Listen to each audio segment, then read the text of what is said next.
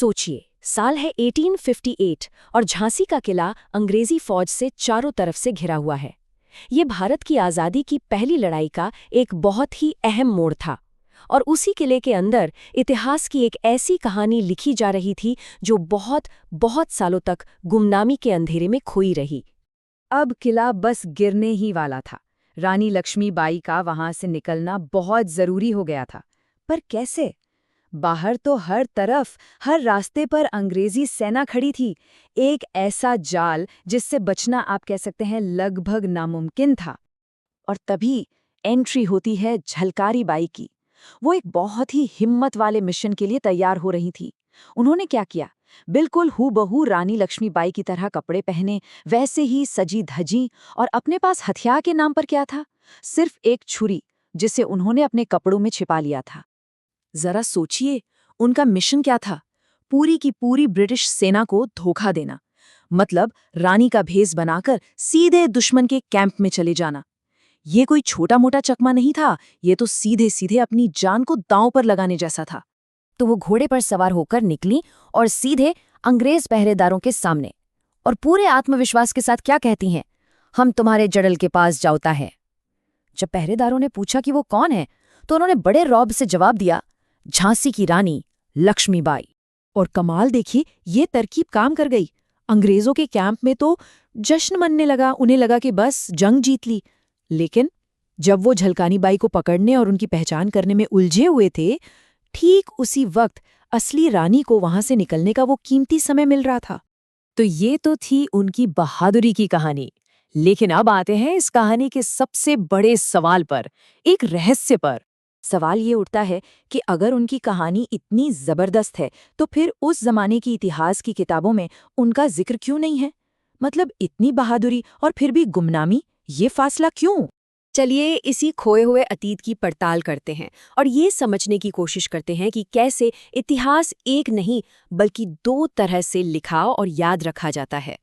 देखिए, एक होता है ऑफिशियल इतिहास जो शासक लिखते हैं, जैसे कि ब्रिटिश रिकॉर्ड्स, जहां झलकारी बाई का कोई नामो निशान नहीं है। और फिर एक होता है लोगों का इतिहास, जो लोकगीतों में, कहानियों में, पीढ़ी दर पीढ़ी सुनाई जाने वाली बातों में जिंदा रहता है। और झलकारी बाई की कहानी वहीं जिंदा थी। समाजशास्त्री बद्री नारायण इस पर रोशनी डालते हैं। वो कहते हैं, ब्रितानी रिकॉर्ड में उन्हीं का वर्णन होता है जो उनको महान लगते हैं, या जिनसे ब्रितानी शासन बहुत घबराई हुई रहती होगी। वो तो शासक थे ना। मतलब साफ है, अंग्रेज उन्हीं के बारे में लिखते थे जो या तो उनके लिए बहुत जरूरी थे या जिनसे उन्हें खतरा महसूस होता था।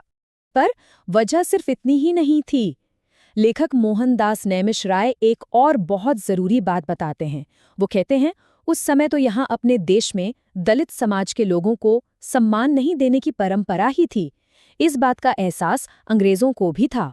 तो झलकारी बाई का महिला होना और एक वंचित समुदाय से आना, ये दोनों बातें वजह बनी कि उन्हें ऑफिशियल रिकॉर्ड्स में जगह ही नहीं दी गई। और जानते हैं, उनकी कहानी का सबसे बड़ा जीता जागता सबूत क्या है? उनके परिवार के वंशज, वो आज भी झांसी के पास ही रहते हैं और बड़े गर्व से उनकी कहानी सुनाते हैं। ये इस बात का पक्का सबूत है कि लोगों की यादों में वो हमेशा जिंदा रहीं।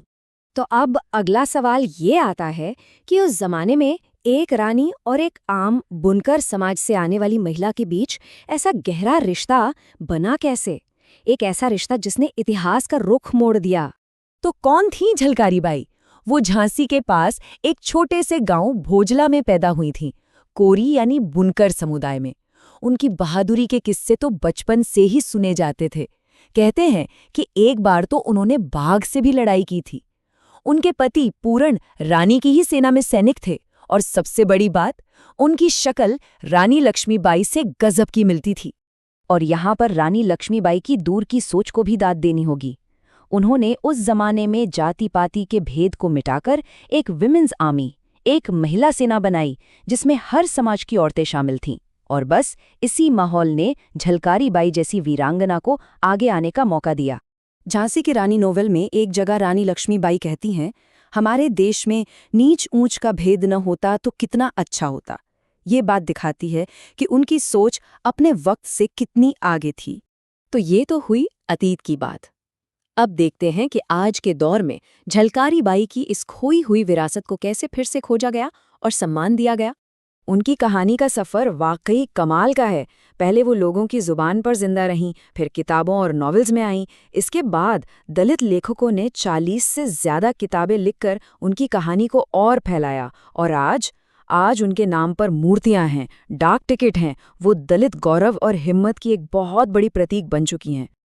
और शायद सबसे बड़ी जीत ये है कि जो कहानी कभी सिर्फ लोगों की यादों में थी, वो आज एनसीईआरटी की स्कूल की किताबों में शामिल है। मतलब अब नई पीढ़ी ऑफिशियल तरीके से उनकी कहानी को पढ़ रही है। तो मुद्दा क्या है? जैसा मोहनदास नैमिष राय कहते हैं, झलकारी बाई जी के आने से रानी लक्ष्मीबाई जी को तो और सम्मान मिला। उनकी कहानी लक्ष्मीबाई के कद को कम नहीं करती, बल्कि और बढ़ाती है।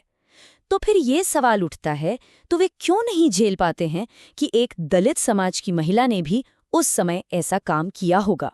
झलकारी बाई की कहानी तो हमने जान ली, लेकिन ये हमें एक बहुत बड़े सवाल के साथ छोड़ जाती है इतिहास के पन्नों में। और न जाने कितनी ऐसी गुमनाम कहानियां हैं जो बस अपने सुने जाने का इंतजार कर रही हैं।